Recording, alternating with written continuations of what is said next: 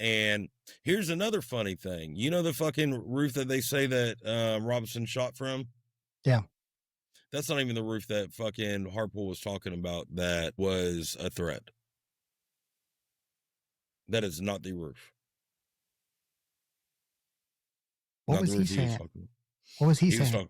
He was talking on a different roof. I don't remember which one it was now off the top of my head, but there was a different roof that he was actually talking about. That is not the roof that he was discussing. I actually think it might have been the roof that I think that originally I said that I thought the shot came from.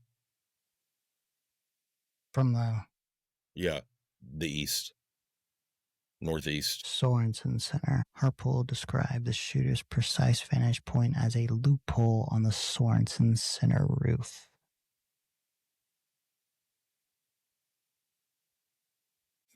I'm gonna go look at something real quick.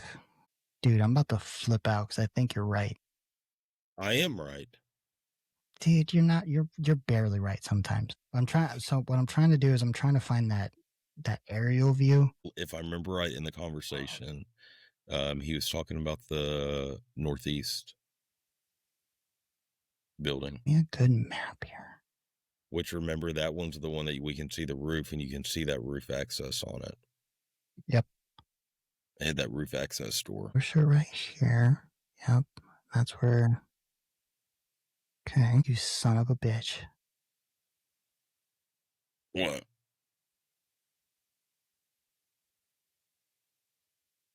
It's on the Lucy Center. My comment still stands. Yeah, well. Hang on. I'm going to bring up the Sean Ryan interview. I'm going to play exactly where he says Sorenson Center. Which one's the Sorenson Center? I don't care. I just want to bring it up. Is that where Dickhead shot from? I thought he shot from the Women's Center. No, he shot from the Lorsey Center. Okay. Because I mean, at least that's what I'm finding online, like where they do the overhead view. Like here's where Charlie Kirk was, here's where the shooter was, and it's being labeled as the Lorsey Center. Okay. I thought he shot from the Women's Center or the Veterans Center. Looking at the transcript right now, see if I can find the exact point. The Sorenson Center has a couple of staircases that goes up to walkways on the roof. He comes back and says, for the edification, the Sorenson Center was the building in front of the Lucy Center. He's saying the Sorenson Center is what connected to the Lucy Center. So he didn't only talk about the Sorenson Center. He's saying that the Sorenson Center was the one that had the staircases that led up to the roof access to the Lucy Center, which is where the shot came from. Can you see on if it's actually on connecting? Yeah, I got the picture right here. See if they're connecting. Okay. So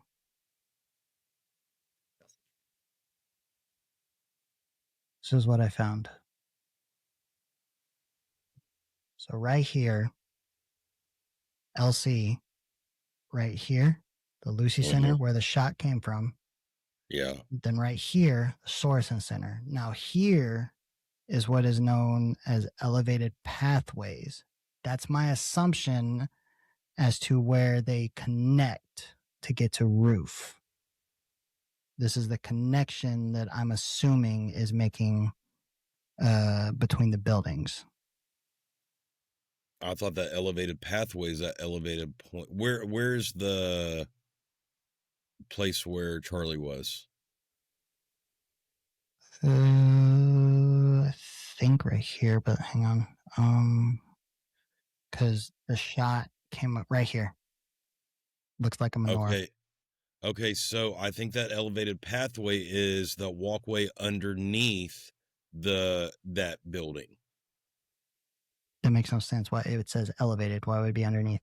Because it's elevated above the courtyard, but it's below the... No. Oh, what I was saying is the Lucy Center right here, right? And then this is a real-time view of the Lucy Center. Okay? Mm-hmm. So this right here... Yeah. Okay, so now it doesn't look like there's anything connecting it. Yeah, I think that's that fucking that's that walkway. Okay. So I don't see.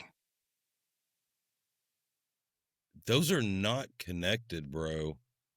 Maybe if anything right there, Yeah. if anything, and that's loosely connected.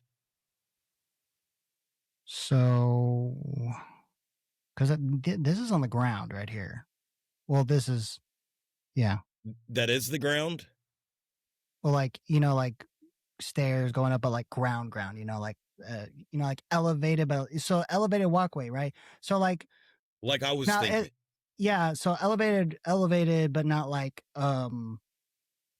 second story elevated kind of a thing. You know what I mean? Yeah, it's elevated from the courtyard. Yeah. So elevated as in like this is elevated from the stair from the level above it. Like the walkway that's behind Charlie. So go look behind where Charlie was. Yeah. So Okay. yeah. That's not connecting, bro. Huh. Okay. We're on to something here. Okay, so like I said, the Lucy Center is where the shot is said to have come from right here. Okay. Yeah. And this is the Sorenson Center, as said by right here on the UVU map. So Yeah. Lucy Center here, Sorenson Center here. Okay. Yeah. Here is where Charlie was. The 145 yards is what it was. So I was Okay. close. Okay. Now, I want to show you something here. This is where Paramount Tactical guy. Okay. Mm-hmm. So this is where he walked the area. Okay. Mm-hmm. So this is that elevated area that I guess we're talking about. Okay.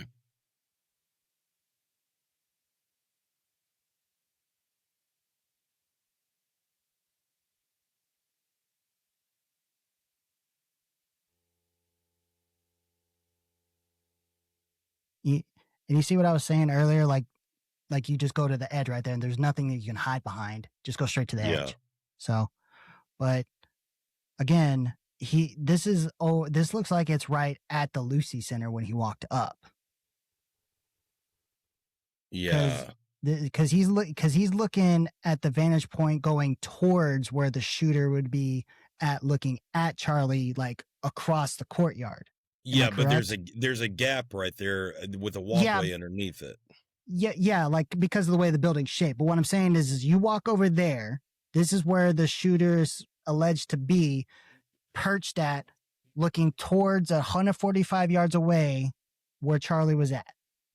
Okay. Yeah. This is what is alleged to be being shown right now. Okay.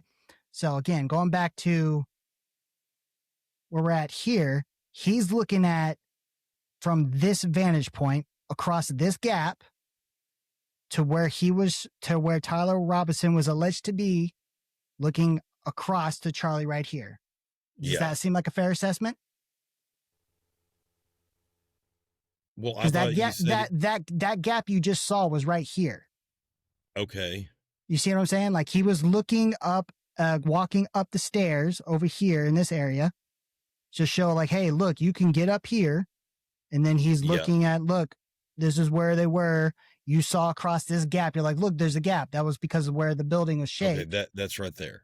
And then boom, across. Was that a fair assessment of what I just explained? I think. See, I thought he was looking up on that other side. So where, over here? No, go across. Here? Where the white building is, where the cafeteria is. Yeah, right there. No, this is the Sorenson building. See, I thought that's where he was looking from just now. No. He's looking at where the shooter was. Yeah, I thought he was over here looking across. Because if he was looking from over here, you would have saw a huge gap. But you saw a small gap.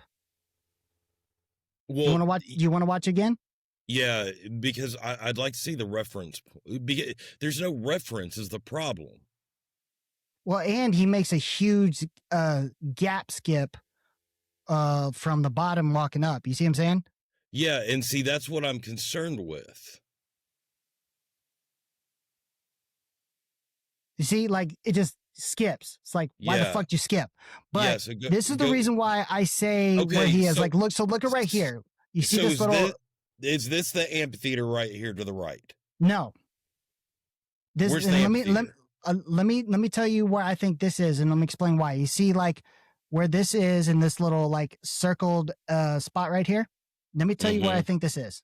Okay, this is just my interpretation of it. I think this is right here.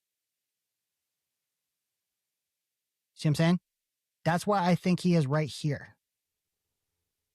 He's either right. He's one of two places. He's either right here in this area or right here in this area. That's one of two places he has to be at. Because then because when he walks up, he's looking across to here. Because wherever he's at, he cannot there's nowhere for him to be looking from up here. Go back, let me see the video. Let me see the ground.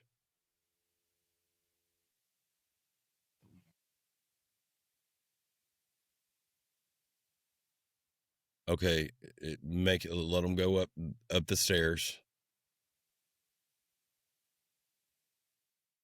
Okay, so where's this? Let's look for this reference point real quick. And then so it's a red roof, so it's a red walkway right there.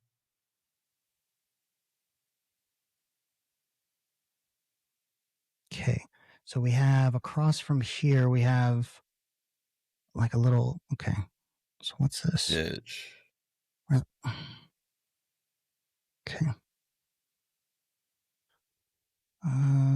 This right here. Right here. Yeah. So he walks up right here and then he turns. So that's why I say he's over here. He turns and then looks over this way. So take your mouse to the right. Shift a little bit further.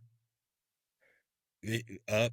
So he's over there somewhere. Yeah, right that's there. what I'm saying. Go further. Go further. Go further right. Go further right. Other right. Down. Right. Right there. That's where he went up. Okay, yeah, that's what I'm saying. He's over in this area right here. That's what I'm saying. Like, because he just looked at this and then he looked over here to where he was. Okay, so this is where we're in agreement here. Like he's over here, and then and the reason I say that because if you look at the video, go back to the video, and I'm gonna show you why. Here's how I know that's that area. Go back up to let it play. Back to that vantage point. Keep going a little bit higher, right there. So if you look at the ground, you see that the red top right there, the red ground. Yeah. So how it walks through. So he's way over there. Yep. So yeah. Okay. He's right there looking across. Yep. Agreed. Okay. Cool. All right. Cool. So now we narrow down where he is in this video, right over here, and he turns to look right here, which now we know he's over here looking at the Lucy Center, where the alleged shooter, Tyler Robinson, took the shot across the courtyard to the amphitheater where Charlie Kirk is. Now, okay, where's the Sorenson Center? This building right here is the Sorenson Center. Okay, and that's actually the Sorenson Center's where Brian Harpole said that there was the OPSEC threat. Yes, it is. And we are going to play that right now. Okay. The Monday before the event, we were still working through the arrival. And so we have concerns with rooftops. We got a location that we're not keen with. We know what our responsibility is. We know what our statutory authority is. We know that we can't go up and set up our guys in sniper observer positions. It's not going to be allowed, and he's okay with it. On Monday before, this correspondence went to Chief Long. Hello, Chief Long. We received this message today from the student group. There is a student roof access pretty close to where CK will be set up at the Utah Valley. The Sorenson Center has a couple of staircases that go up to walkways on the roofs. He comes back. So he is concerned about the Sorenson Center student access stairways. Now, Yeah. as we pointed out, the Sorenson Center is right here, and it's very close. It is the closest one to Charlie right here. Is a reasonable thing to be concerned about because that is the closest building to Charlie at the moment. Okay. Yep.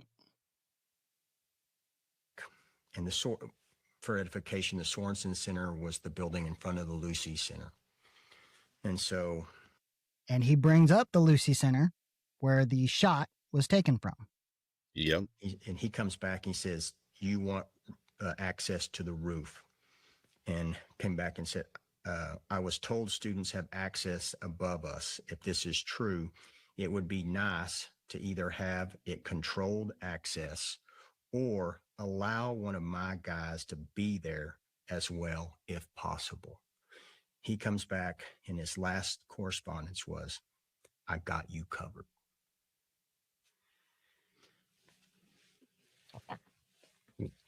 What else am I to do? Okay, first of all, that's bullshit. What else am I supposed to do? I don't know. Follow up, make sure it's fucking covered. So right there, just let you know it's a failure of fucking leadership. But to further take from this, he's making it seem like he addressed the threat of the Sorenson Center when that wasn't where the shot came from, allegedly. The shot that's being reported that none of us are buying came from the Lucy Center. That is where that fucking retard at Paramount Tactical just showed us the Lucy Center. That is what is being reported from the Fed, that the shot came from the Lucy Center. Yeah, he mentioned the Lucy Center, but he has only ever been going on about rooftop threat from the Sorenson Center. So why do we care about the Sorenson Center? Why is he only reporting on the threat from the Sorenson Center? What is his obsession with the Sorenson Center? Exactly. Look, and I'm going to say this. So he knew there was an operational threat. With the text messages that were sent, there was no follow through. I've got you covered. All right, cool, Chief. What are we doing? Just so that I can address that. But what does that mean? Yeah. Are you sending plainclothes officers up there? Are they going to be uniform officers? Are you setting up any choke points? Are you restricting access? Or what are you doing so that I know what we're doing so that we can plan accordingly? Second to that, if it's that easy of an access to get on there and you're running a 13-man team, why not put one or two guys patrolling up that area? When they are doing their security detail, why aren't they walking across, walking up to the vantage point? Okay, we're good, we're secure, walking down, going to the next one. You know what I mean? Like, no fucking sense. It makes zero fucking sense for operational security. It blows my mind. Like, the more we dig into this security team, it makes zero sense. You know what I mean? Like, for them to get this security contract so fucking shady. Oh yeah, absolutely. But no, back to Harpole. Really what he should have done in that situation is have an operator mindset. And what he should have gone through is gone to the venue and stood on different terrains and drawn out a map of different terrains, elevations, everything, any choke points, any threat points. And he should have made a full list and notes. and got with his team, discussed it with his team, discussed it with the third party team, which would have been UVU police. Yeah. You know, said these are our threats. These are, you know, our. He should have covered every variable out there, which he didn't, and just for some oversight and follow up on it, make sure everything was perfection and move on. Because look, if this one was that fucking bad, and this one was a pretty easy one to see, like it was Yeah. pretty easy to see where all your threats come from. Think of as many events as Charlie did, and there was no Tyler Robinson on a roof. And this wasn't even close to being the largest event Charlie's ever done. That's what I'm saying. And this isn't even the worst security threat venue. Like there's other venues that they've been at that are really worse venues to be in. Yeah. And the situation is if they drop the fucking ball, if it was really Tyler Robinson, okay, that did this, and they dropped the ball that bad on an individual that was untrained and unskilled shooter, not a operator coming in there and exercising full precision and just, I don't know. But just think of how bad the security ops on all these other venues were. And they just got lucky. We know this one. Yeah. Think of how bad they probably were on the harder venues to keep him protected. And thank God there was no Tyler Robinson on all those. Yeah. Like really, there really needs to be some investigation on everything surrounding that fucking company. And I fucking hope Harpole never gets another contract.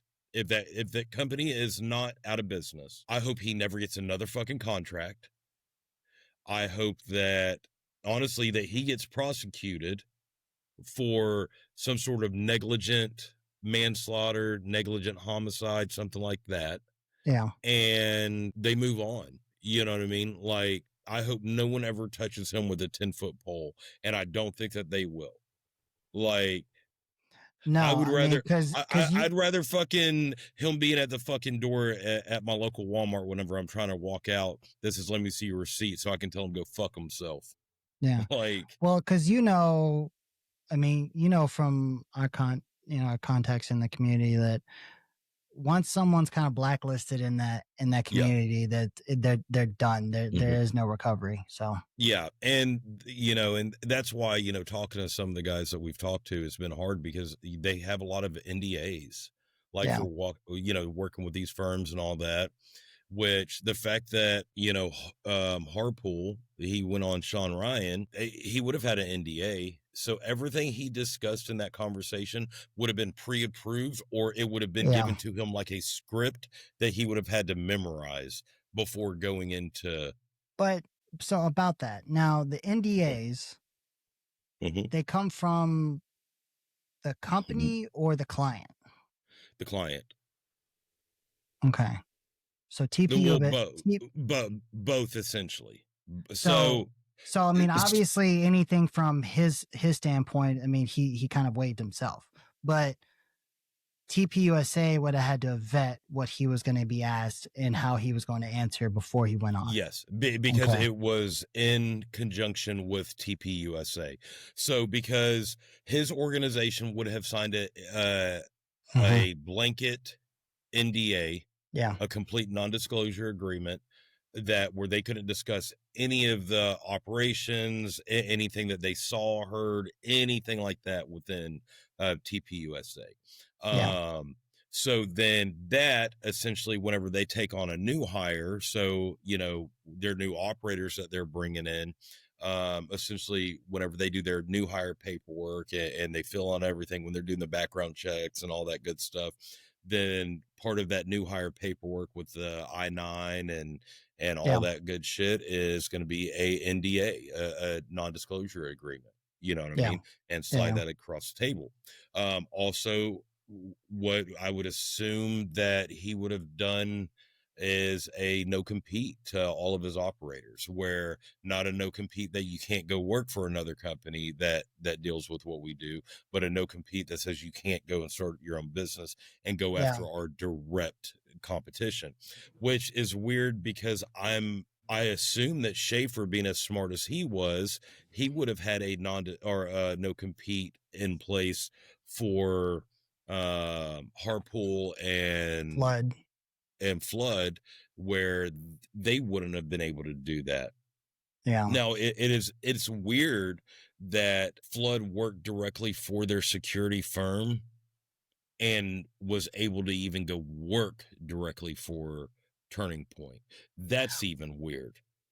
Well, I mean, so for that specifically, now going from just one company to a completely different company, I mean, to me, that's like, okay. I mean, again, I'm not 100%. Typically, like I know he was working like the security for TPUSA, but like he went from private security under Schaefer to being the security director for TPUSA. Like he took on a completely different role, but specifically, I think where we have the bigger gray area issue is Harpole, because he started the company and then took the essentially stole the contract. No. Let me put it like this to you.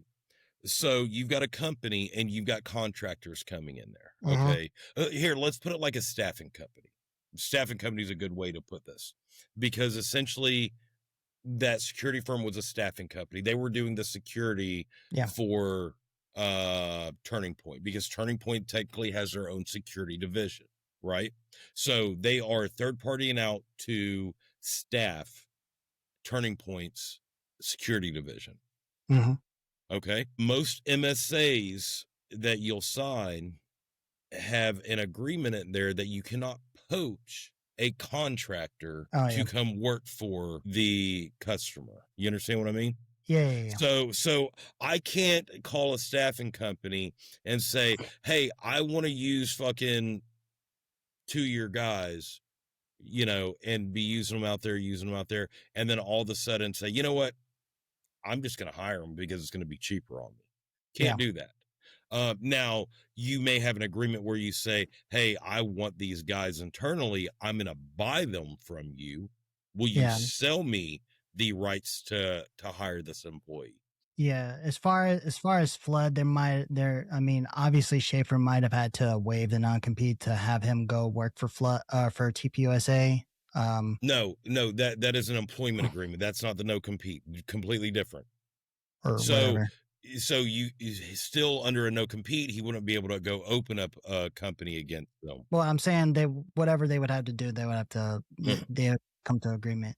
But I don't know. I mean, it's so I mean, obviously, I'm guessing.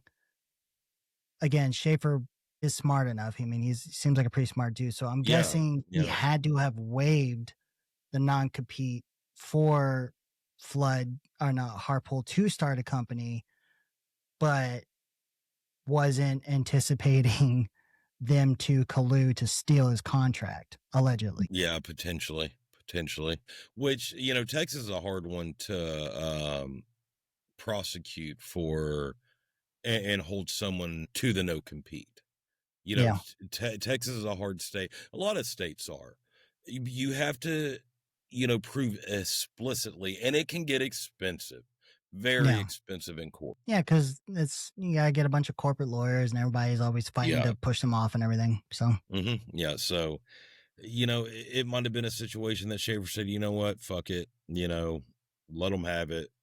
They'll realize that they're fucked up and come back. It could have been that kind of situation, or there's so many different variables, but just as many variables as fucking they overlooked whenever Charlie was assassinated. Who knows? But I definitely think that there should be an investigation into it, but who knows? I think nothing essentially will come of it, unfortunately. But I think at least, even though we're small time, I think there still needs to be still needs to be put out there for someone to know. So yeah.